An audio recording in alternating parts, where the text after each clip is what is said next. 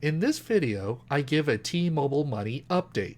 Specifically, I'm going to be sharing with you some bad news regarding T-Mobile Money accounts as it relates to estate planning. Earlier this year in April of 2021, I created a video that looked into T-Mobile Money accounts, their 4% interest program, and their fine print.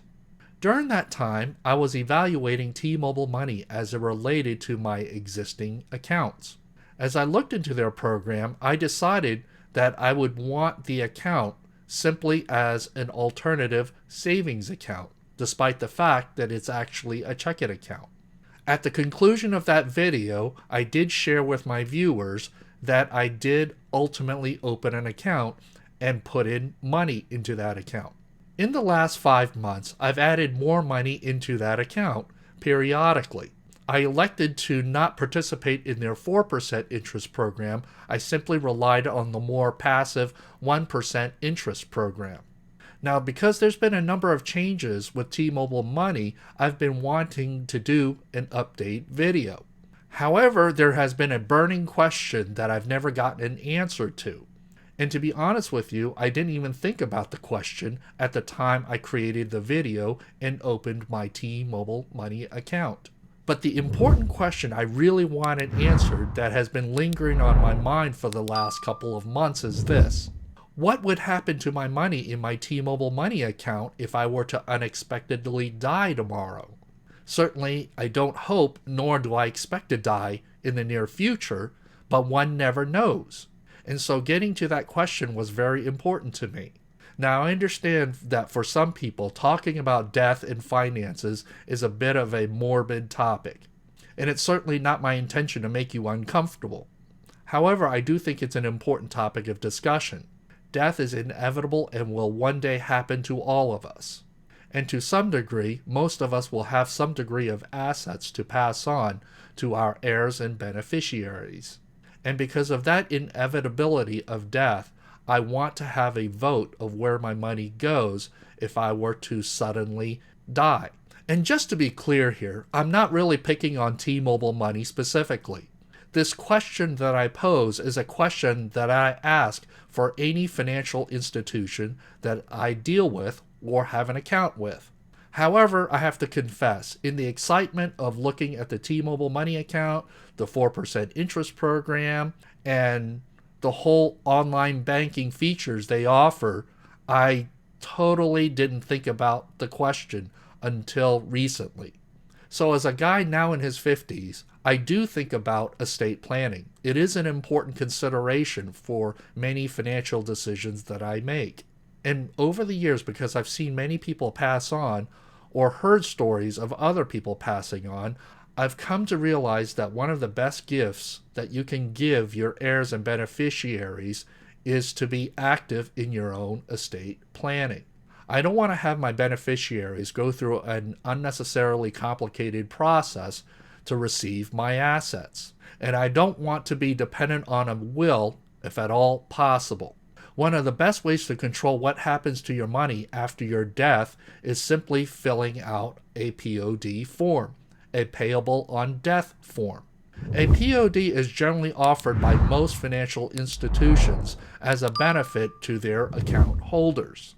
What a POD form allows an account holder to do is fill out the form, list the beneficiaries and their contact information so that in the event of your death, your beneficiaries will already have written instructions to distribute your money in the way you intended. You use a POD form as a simpler alternative to a will. And if you don't already have a will, a POD form is certainly a big step in the right direction. Now, in regards to T-Mobile Money, in my quest for an answer to my question, I first went through the website and did a search on a few phrases such as POD, beneficiary, payable-on-death. I didn't find anything that helped me answer the question. So I decided to call the toll-free number at customer service. Now, for those of you who have not called T-Mobile Money customer service, all the calls that I've made have been transferred to a Philippines call center. And although they're mostly proficient with English, there are some extra things you have to explain to them. In the case of my asking T-Mobile Money about POD forms and beneficiaries, it took a bit of effort for me to try to explain what I wanted. So what I did was explain to the young woman the best I could in the most simplest terms that I could use is that I needed to find out how T-Mobile handles people's money after they die. I wanted written instructions on this. As I was speaking to her, it was pretty clear to me that very few people called in regarding this matter. What she ended up doing was putting me on hold so that she could speak to a supervisor. When she came back on the line, she read from a script of those instructions that people would need to follow in the event that an account holder died. I told the woman I needed something in writing. What she told me was not going to be very helpful if I in fact did die. Those instructions that she gave me would die with me. And if I had written instructions, I could put them in a file folder. After a couple of go-arounds, I think she understood what I was getting at. After another brief hold, she said that what she could do was put in a request for those instructions to be sent to me through a secured message. It took a few hours, but I did ultimately get an email notification from T-Mobile Money that I had a secured message. And on screen, you will see the email message that I got. Now, I'm not going to read this generic email notification. You can simply pause the video and read through the email yourself. And here is the secured message of the written instructions I was asking for. Dear Matthew, thank you for contacting T-Mobile Money. We are happy to assist you. We recently received your correspondence. You requested a written copy of the instructions on what you need to do once the account holder passed away. Please refer to the instructions below. Your family member or the person dedicated would need to contact us directly to inform us of the passing. We would request a copy of the death certificate, ask that they submit a copy of the notice of appointment of executor or the appropriate documents, if there is no estate, and a copy of that person's unexpired government-issued ID to assist us in this endeavor. We would request this documentation in order to process the closure and send a check for the remaining balance on the account. And this is the best that I've been able to get as far as written instructions as to what a beneficiary or heir would have to do to get your money in the event of your death. In more simpler terms, there is no POD form or beneficiary form that you can fill out for T-Mobile Money to have on file in case you die.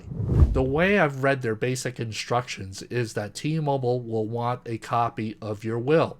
And in the absence of a will, you will probably have to get paperwork as a consequence of the probate process. But that's far beyond the scope of this video. So I have to tell you, it was a very frustrating process to get this very basic level of information. I have to say I was very disappointed with the answer that I got, but I wasn't entirely surprised. Now, it doesn't mean that I'm going to suddenly run out and close my T-Mobile Money account. But there's no question about it that now that I found out that they don't use POD forms, I'm going to be taking pause and thinking it through going forward.